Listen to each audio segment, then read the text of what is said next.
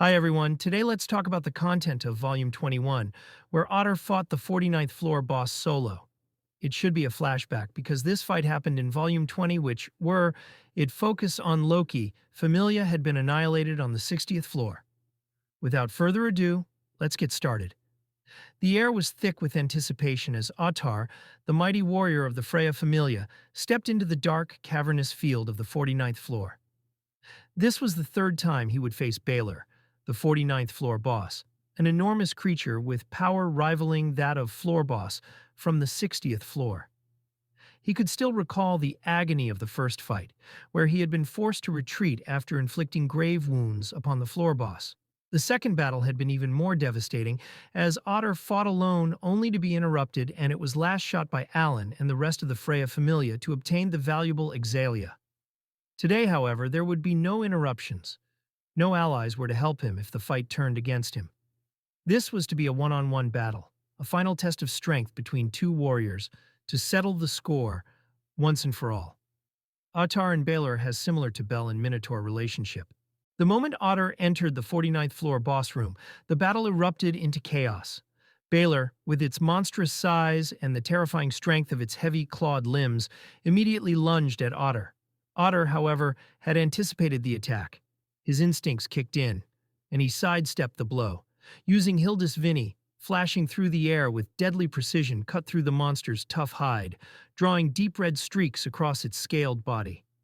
But Balor was relentless, swinging its massive limbs with ferocity, each strike creating shockwaves that rattled the ground beneath them.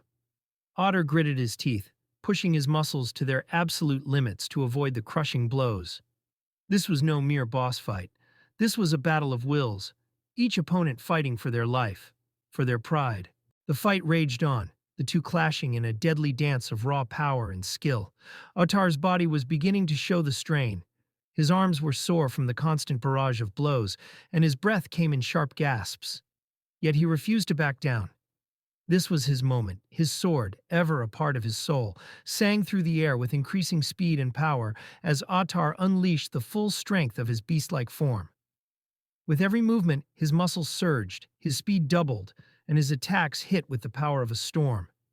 Each strike sent shockwaves through the field, but even as the battle wore on, Balor refused to fall. The two warriors were locked in a struggle of titanic proportions, neither willing to yield.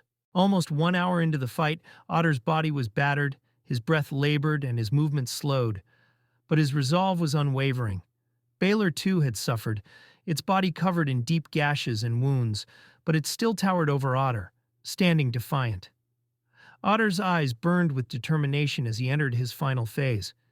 He called upon his most potent skill, Hildis Vini, and its true power, channeling all of his strength into one final, earth-shattering attack. His body surged with raw energy as he entered a state of pure beastification, the power of the beast within him fully awakened. With a ferocious roar, he charged, his sword glowing with the fury of 1,000 storms. The moment he struck, the entire floor seemed to tremble, as if the very earth itself felt the weight of his power.